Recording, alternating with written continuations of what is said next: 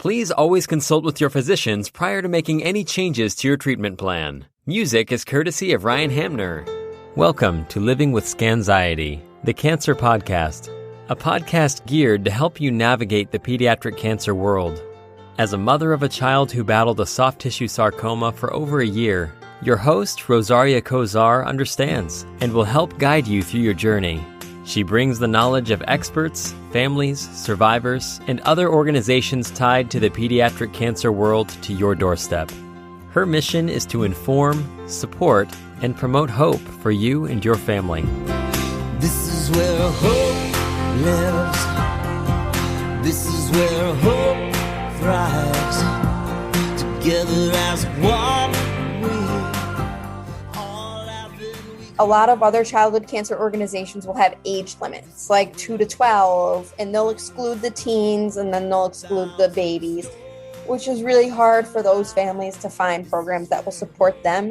So we are very happy to support all individuals battling a childhood cancer diagnosis, whether they're 17 or whether they're 3 months old. All of our programs apply to children, no matter the age and the location, and that's something we are really proud of. Hi, this is Rosaria, and I am so lucky to be here today because Madison Quinn of Strong Little Souls is with me. She started this up when she was a teenager. Now in college, she has this nonprofit that reaches out to a number of children, and she has helped them in a number of ways. You're going to have to listen to find out how, and her story, backstory, why she started it. And I'm so excited to have you here, Madison. Welcome to the show. Thank you for having me. I'm happy to be here. Yeah, and Madison does a little chuckle because I accidentally deleted her recording. And every podcaster, I have to say, probably does that one time within their lifetime. And I hope that's my one time because this is a very important message and we have to get it out there. So, Madison, tell me, what first is your inspiration? Originally, when I started Strong Little Souls, I was inspired just through social media, following different families who were sharing their children's battles through Facebook and Instagram.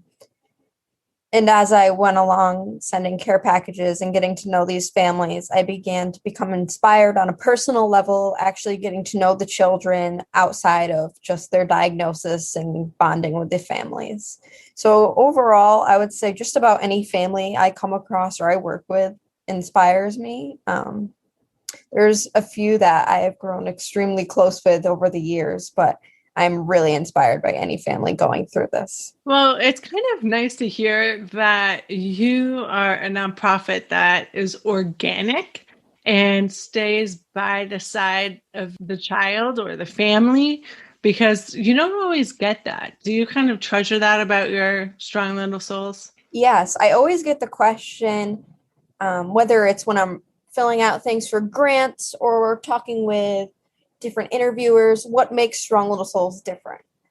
And at first I really had to think about it, but there's a handful of things that I feel make Strong Little Souls special.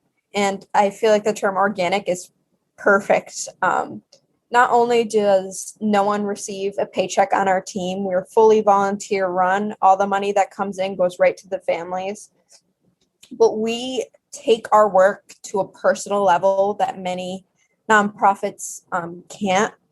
Outside of our basic programs, we do bend the rules a little here and there to make it a close and connected relationship with the families, whether it's picking their child up from school or cooking home cooked meals and dropping them off for the families, running errands, anything like that. We really try to make sure that we're really just there for them on a personal level, because that too is extremely important.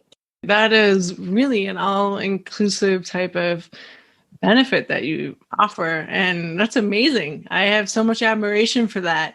So if I had a child with cancer right now, because I did, but I wasn't aware of Strong Little Souls then, what would I look for in your nonprofit? So if you were looking to see more about Strong Little Souls and what we do, we're on Facebook and Instagram. We're just Strong Little Souls. We also have a website, which is stronglittlesouls.org. If you just even type in Strong Little Souls, I'm sure a few little articles and things here and there will pop up. But on our website, we have the complete rundown of all our different programs. So we send customized care packages. We grant little wishes, and then we also provide financial assistance for families.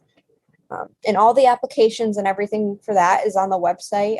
We do have contact information on the site as well. If any families have any specific requests or anything like that, I can easily be reached. That's great. It's so easily accessible. And when you have all of these things that you have to do and go through as a parent, it can be a bit taxing, but knowing which nonprofits you can go to and use can also be triply taxing. So we fill out the paperwork and that's not that bad. But what if we fill it out? Where do we have to be from? We accept families anywhere from all over the world. So as far as our care packages go and sending actual objects, sometimes it can be a little bit harder depending on the country you're located in. For example, if you live in the Philippines, it'll be extremely expensive to send you a large item from the United States. But oftentimes what we can do is we can buy said item from a Philippines sender and send it directly to their homes. So there are some things that are a little bit tricky when it comes to being international, but we do our best to make it work because we just want to help every family out there. So basically, to summarize that, you can be from anywhere, all over the world. That makes it really easy because I'll tell you, when you go onto a website, you start filling out something and you're like, finally, I filled it out. And then it says you have to be from Oregon or Kansas or whatever. I'm just picking states out. So it's great to know that you offer this worldwide. Now, you said you grant small dreams. I think any dream is a big dream. What would be, out of all the dreams that you've granted, the most interesting or your favorite? I've had a lot of very interesting ones, and it's been very special to see the children enjoy the different wishes, whether it's a brand new saxophone, a gaming console, an iPhone, anything like that. One that really hit home for me was a little girl who just went through, I believe it was a bone marrow transplant, and she was away from her siblings for a little while. And her wish was a table where her and her siblings could all sit and do their schoolwork together because she hadn't been around them in so long. And she really just wanted to be with her siblings and include them in everything. And I think that was really one of the sweetest things ever, to see someone so young think about others, even when they're going through such a hard time. It is. It's heartbreaking, but it's also heartwarming at the same time. Can you tell me a little bit about yourself, where you're in school and what you're majoring in? Yeah, so my name is Madison Quinn. I'm 19 years old. I'm from Massachusetts, and I am currently enrolled in college at Elms College studying nursing. Ooh, nursing. Can I guess which floor you want to go on? Let's hear your guess. Pediatric oncology. Ding, ding, ding. You'll be fantastic. I can see it now. You'll be great. So how's school going? It's going really well. I'm excited to be more in person this fall, but I'm very excited to wrap up these last 2 years of nursing school and finally get out there and get to work with more families one-on-one. While I'm a nurse, I do plan to continue Strong Little Souls. I'd love to partner up with any hospital that I'm working at and offer my services directly through their social workers and child life specialists there. Because this is really something that has become my life passion, and I do foresee it lasting as far as I can see into the future. That's great. And I admire your passion for this Strong Little Souls. And I love the name too. How did you come up with that? So when I first started, I just started sending care packages out just as Madison Quinn because I didn't have a foundation or a page. And I was really having a hard time picking the name, having a horrible time picking the name. And I was just throwing things out there with a few friends. And I just said Strong Little Souls. And I was just like, okay, let's go with that. And I don't know, it's never really been something that I've really loved, but it's grown on me over the years. Like when I first tossed it out there, I was kind of like, I think this is the best thing I can come up with, but I'm not 100% there yet. But I feel like over the years with the work I've done, it's actually put meaning behind the name, if you get it. Like, I don't know, it has meaning to me now, and it represents more than it did when I started. So over the years, I've definitely fallen in love with it. But I think it's beautiful. It totally fits. And I love even the graphic art with the present in the middle. But do you have anything you want to add before we move on to the next segment? The only thing I thought about adding was, we were talking earlier about programs being inclusive and not having state limitations. But another thing about Strong Little Souls that we really take pride in is a lot of other childhood cancer organizations will have age limits, like 2 to 12, and they'll exclude the teens and then they'll exclude the babies, which is really hard for those families to find programs that will support them. So we are very happy to support all individuals battling a childhood cancer diagnosis, whether they're 17 or whether they're 3 months old. All of our programs apply to children, no matter the age and the location. And that's something we are really proud of, because we just want to be inclusive in whatever way we can. That's amazing, because having a young child myself that was diagnosed, when I really appreciate that you do that, and it's a great thing. So now we move on to part 2, and it is asking you some random questions, which I don't know if they're random because I think I recorded you before with these questions. I actually can't remember what they were off the top of my head. All right. So would you rather be able to see into the future or read people's minds? See into the future. Cool. And if you had to name a song that represents your life right now, what would it be?